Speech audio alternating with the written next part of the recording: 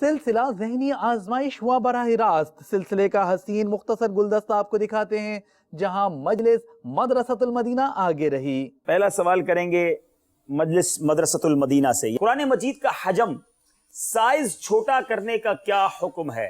اتنا چھوٹا کرنا کہ پڑھنے میں نہ آئے تو مکروہ ہے. قرآن مجید کا حجم چھوٹا کرنا مکروہ ہے. جواب درست دے دیا ہے.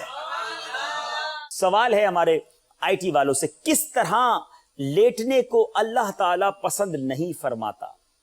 پیٹ کے بل لیٹنے کو. پیٹ کے بل لیٹنے کو پسند نہیں فرماتا. جواب یہ بھی درست دے دیا ہے. جب مدینے میں ہو. بیل بجا دی ہے ہمارے مدرسے والوں نے. صحیح جواب 2 نمبر دلائے گا اور غلط 2 نمبر واپس لے لے گا. فرق صرف 3 نمبر کا ہے.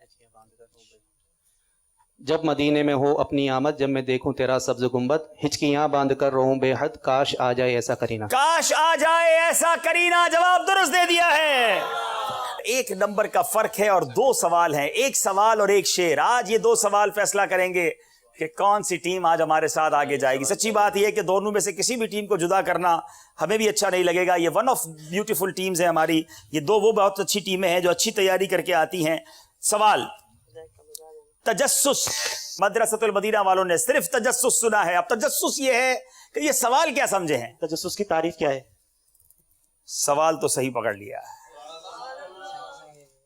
لوگوں کے خفیہ عیب تلاش کرنا اور ان کی عیوب کی جستجو میں رہنا تجسس کہلاتا ہے. لوگوں کی خفیہ باتیں اور عیب جاننے کی کوشش کرنا تجسس کہلاتا ہے. جواب درست دے دیا.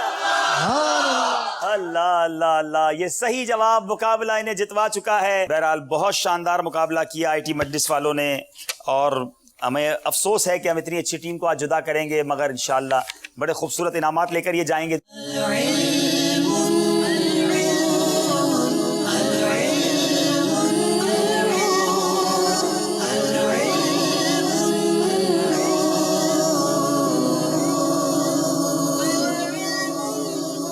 The knowledge